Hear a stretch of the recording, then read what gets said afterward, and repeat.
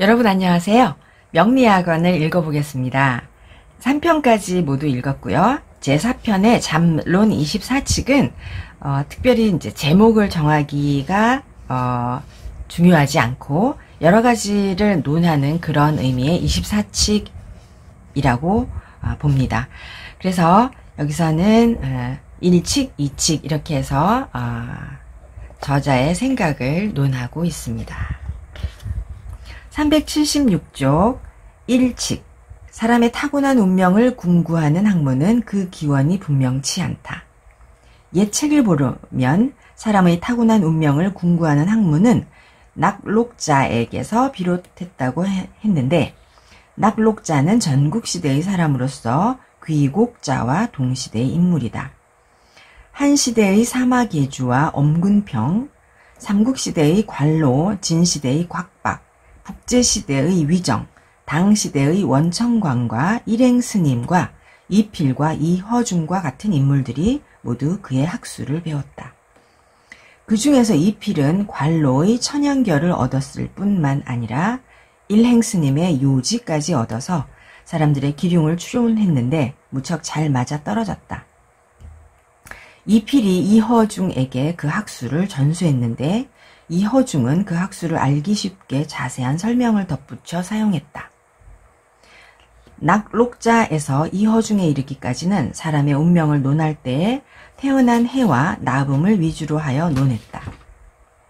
5대에는 마의 도자와 진, 희이와 자를 자평으로 하는 서거의가 있었는데 그 중에서 서거의는 이허중의 학수를 터득하여 그 학술의 내용을 과감하는 과정을 거치다가 비로소 오로지 일주만을 논했고 오행으로서 추론했으며 나범을 위주로 하지 않았다.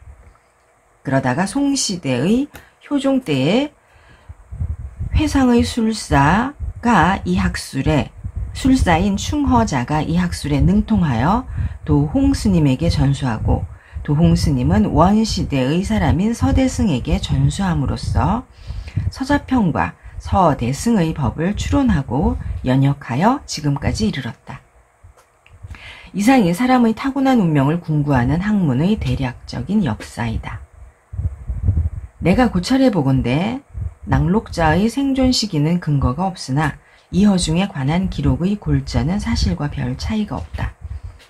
전해 내려오는 예책을 보면 낙록자의 소식부 중에 한 시대와 진 시대의 여러 사람들을 인용해 놓았으니 낙록자가 전국시대의 사람이 아님이 분명한데 어찌 오히려 여러 사람들이 그의 학수를 배웠다고 말한단 말인가. 곧 한 시대와 진 시대와 당 시대의 여러 사람들 중에서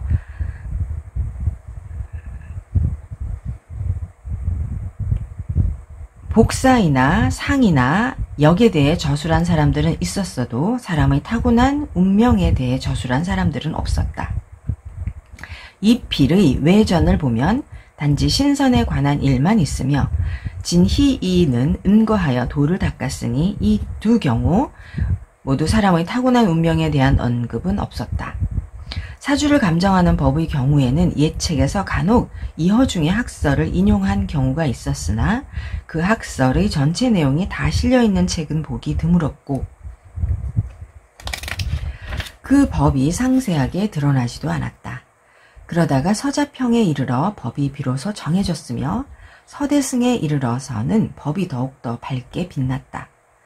그러나 이 두 사람의 저서를 보면 흔히 한 편의 글 속에 재성과 정관과 정인과 식신과 신살의 부류와 생극과 억부와 기륭의 이치가 뒤섞여서 함께 실려 있으니 그 글을 읽는 사람들은 눈앞이 아찔하여 어지러울 지경이다. 그 외의 여러 학자들이 저술한 부는 운문과 산문의 형식, 논도 이러한 체제를 뛰어넘지 못했으며 그 중에서 간혹 조리가 분명해지도록 글의 내용을 구분해 놓은 부와 논이 있었으나 두서가 번잡하고 글의 뜻이 비속하고 졸렬한데 그 까닭은 배웠으되 정통하지 못한 선비라서 이치를 봐도 철저히 꿰뚫지 못했고 글을 지어도 문사가 아니라서 글의 배치가 매끄럽지 못했기 때문이다. 벼슬하지 않고 지내던 장남이 명리정종을 저술했는데 잠옷 조리가 분명해지도록 글의 내용을 구별해 놓았으나 역시 필법이 졸렬하고 문구가 번잡하다. 또 진사벼슬을 하고 지내던 만민영이 삼명통일을 지었는데 조리가 분명해지도록 글의 내용을 구분해 놓았고 문리가 헐리 트여 매끄러우나 자료를 수집하는 데만 뜻을 두었고 글의 뜻이 명확하게 하나로 통일되지 못했고 많이 모으는 것만 중시하고 정밀하게 분석하는 것은 중시하지 않아서 널리 자료를 수집할 수는 있었으나 모은 자료를 체계적으로 요약할 수는 없었다. 그러나 다른 여러 술가들에 비하면 훨씬 낫다. 세간에서 흔히 자평은 수에 속하고 추명은 평평한 자수와 같다고들 하는데 이는 잘못된 학설이다.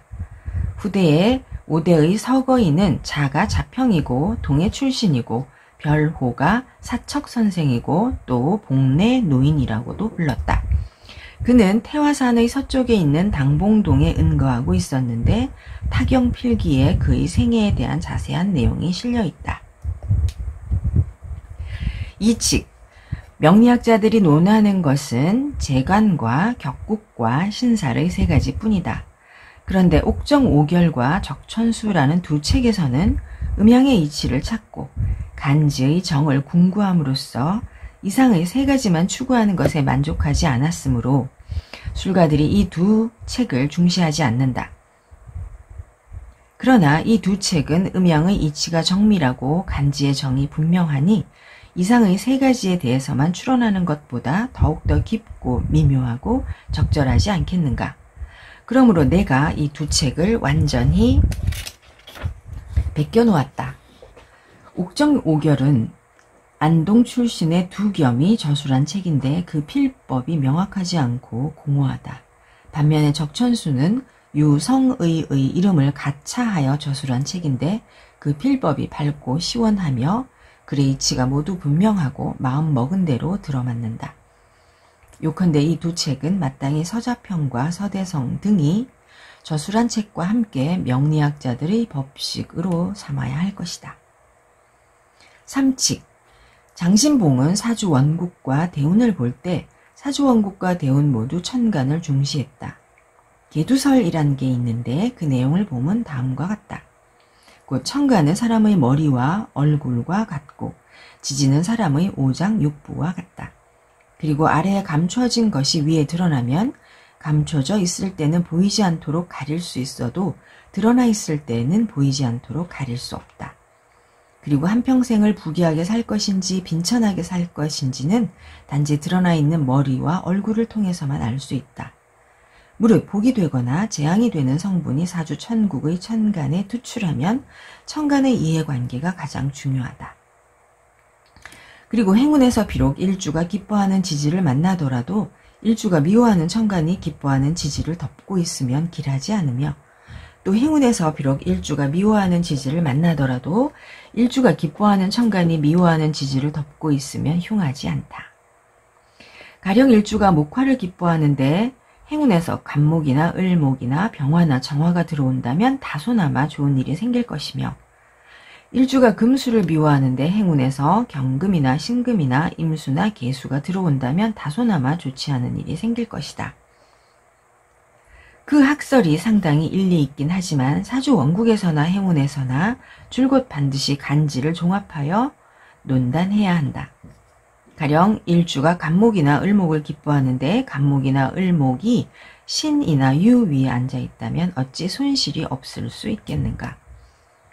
또 가령 일주가 병화나 정화를 미워하는데 병화나 정화가 해나 자 위에 앉아있다면 어찌 이익이 없을 수 있겠는가.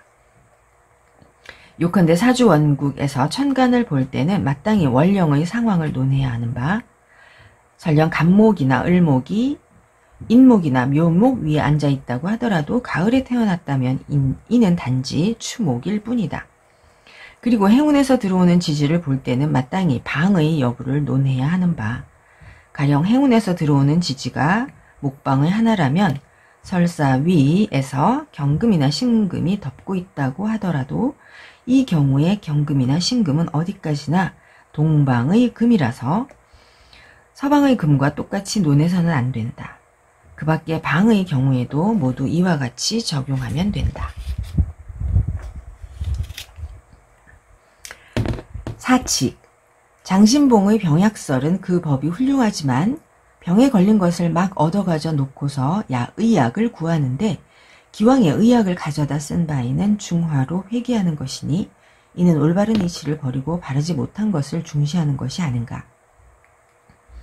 또 병약설에 의하면 사주팔자가 순수하고 왕하지도 않고 약하지도 않고 재성과 정관에 손상이 없고 일주가 중화를 이루고 있으면 이런 사주팔자는 틀림없이 보통 사람의 사주팔자라고 하는데 그러한 학설은 더욱더 바르지 못하다. 사람의 명조가 순수하고 중화를 이루고 있는데 어찌 부귀하지 않을 리 있겠는가. 다만 사주팔자가 순수한 가운데에 불순물이 암장되어 있거나 중화된 듯이 보이지만 천간에 뿌리 없이 허탈하게 드러난 것을 못마땅하게 여기는 경우가 있는데 이런 사주팔자는 여전히 순수하지도 못하고 중화를 이루지도 못한 사주팔자이다.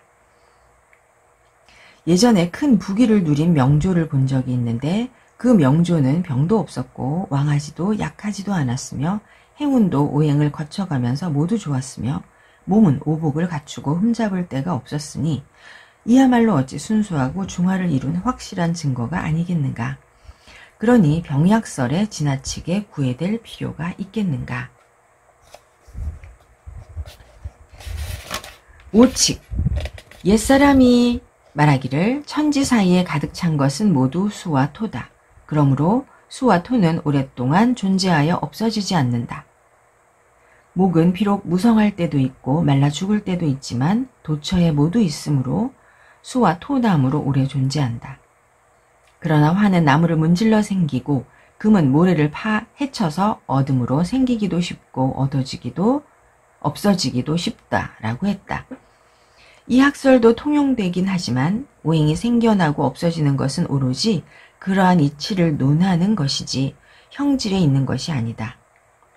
대역에서 인용한 천생지성의 수를 보면 오행의 기운이 오로지 균일하다는 것을 알 수 있으므로 오행인 목화, 토, 금, 수에 차등을 두어 구별할 필요는 없다. 6칙. 만물에는 모두 생기가 있으므로 오랫동안 자라날 수 있다. 사람도 마찬가지라서 재성과 정관이 있든 없든 또 격국이 이루어졌든 그렇지 않든 상관없이 반드시 일종의 생기가 있는데 여기서 말하는 생기란 나를 생주하거나 내가 생주하는 성분을 말하는 것이 아니다. 생기는 오직 체상과 신리 사이에 있는데 아주 자세히 이해해 보자면 상급의 명조에도 생기가 있고 하급의 명조에도 생기가 있으며 성정이 부드럽고 온화하거나 밝고 건강해도 그 속에는 생기가 있고 성정이 깔깔하고 삐뚤어지거나 여리고 어리석어도 그 속에는 생기가 있다. 이는 마치 인체의 육맥 중에서 위의 기운이 왕성하면 자라나고 쇠약하면 병들고 끊어지면 죽는 것과 같은데 명의가 위의 기운을 살펴볼 때 손가락 끝으로는 분명히 알지만 구체적으로 형용하기는 어렵듯이 신령스러운 술사가 생기를 살펴볼 때도 마음속으로는 훤히 알지만 구체적으로 형용하기는 어렵다. 7칙. 사람의 명조가 봄이거나 가을에 태어나면 한난이 적당하지만 만약 한여름에 태어난다면 지나치게 뜨거울 것이고 뜨거우면 물에 적시는 것을 기뻐하므로 사주원국에서 술을 얻으면 아름답게 되며 만약 엄동설안에 태어난다면 지나치게 차가울 것이고 차가우면 따뜻한 것을 기뻐하므로 사주원국에서 화를 얻으면 아름답게 된다. 그러나 이와 같이 않은 경우도 있다. 곧 겨울에 수가 목을 생주하고 목은 화를 생주하는 경우에는 수가 화를 극하는 관계가 변하여 수가 화를 생주하는 관계가 되기는 쉬우나 여름에 화가 토를 생주하고 토는 금을 생주하는 경우에는 화와 수가 대립하는 관계가 변하여 화가 수를 생주하는 관계가 되기는 어렵다. 그러므로 겨울의 화는 단지 목의 생주를 받기만을 바라지만 여름의 수는 어쩌면 헛되이 화와 부딪히기만 할지도 모른다. 만약 여름의 수가 화와 부딪히지 않고 하나의 형상을 이루어 통근하거나 겨울의 화가 목의 생조를 받아 빛나면서 불꽃을 내뿜는다면 일주가 그러하든 해당 육신이 그러하든 모두 귀한 명조가 될 것이다. 네, 여기까지 읽겠습니다. 여러분 감사합니다.